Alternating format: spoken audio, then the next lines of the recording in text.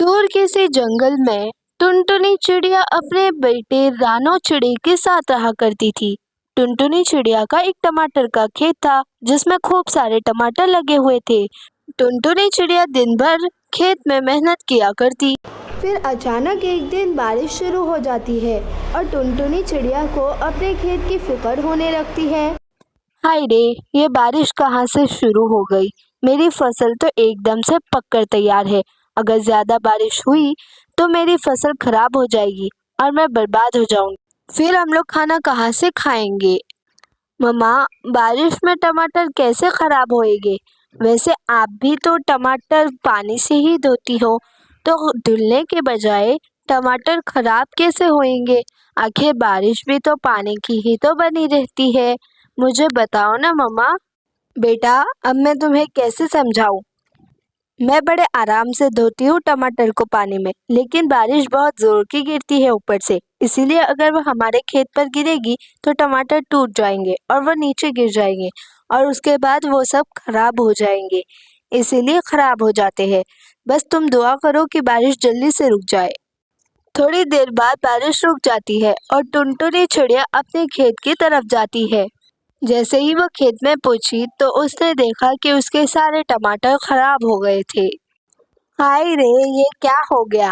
جس کا ڈر تھا وہی ہوا، میرے سارے ٹماٹر خراب ہو گئے۔ اب میں کیا کروں؟ ہم لوگ تو برباد ہو گئے۔ میرے رانو چڑے کو تو بھوک لگی ہے، چلو میں جنگل سے بھوجن ڈھونڈ کر اس کے لیے گھر لے جاتی ہوں۔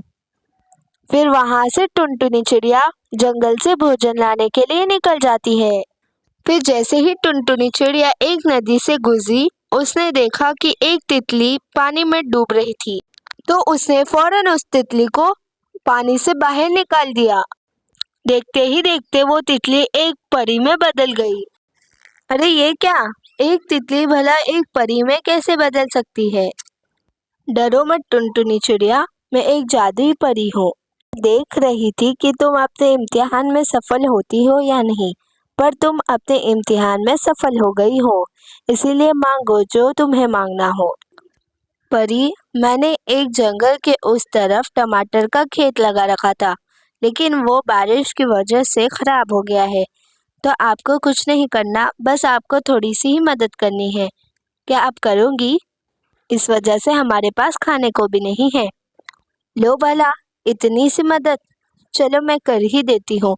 یہ لو، یہ جادوئی پانی چھڑک دینا اپنے ٹماٹر کے کھیت پہ، پھر واپس تمہارے ٹماٹر کے کھیت ہرے بھرے ہو جائے گی۔ اس کے بعد تمہارا کھیت ایک دم ہرا بھرا ہو جائے گا۔ اس کے بعد ٹنٹنی چڑیا پری سے وہ جادوئی پانی لے کر چلی جاتی ہے اور اپنے ٹماٹر کے کھیت پر چھڑک دیتی ہے۔ پھر رات کو وہ اپنے گھر واپس آ جاتی ہے۔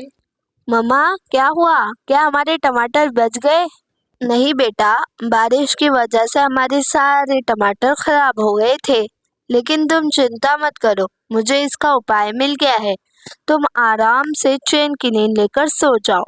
مما، مجھے بھی بتاؤ، آپ خراب ٹماٹر کو کیسے ٹھیک کرو گی؟ کیا اپائے ملا ہے مما؟ بیٹا، میرے پاس ایک جادوئی پانی ہے جس کو میں نے اس ٹماٹر کے کھیت پر چھڑک گیا ہے۔ اب ہمارا ٹماٹر کا کھیت کل صبح تک اچھا اور ہرا بھرا ہو جائے گا۔ اب تم سو جاؤ، بہت رات ہو چکی ہے۔ تھوڑی دیر بعد صبح ہو جاتی ہے۔ پھر ٹنٹنی چڑیا اپنے کھیت پر جاتی ہے۔ وہ جیسے ہی اپنے کھیت پر پہنچی تو اس نے دیکھا کہ سارے ٹماٹر واپس ہرے بھرے ہو گئے ہیں۔ وہ اپنے ٹماٹر کو اچھے ہرے بھرے دیکھنے کے بعد بہت خوش ہو جاتی ہے۔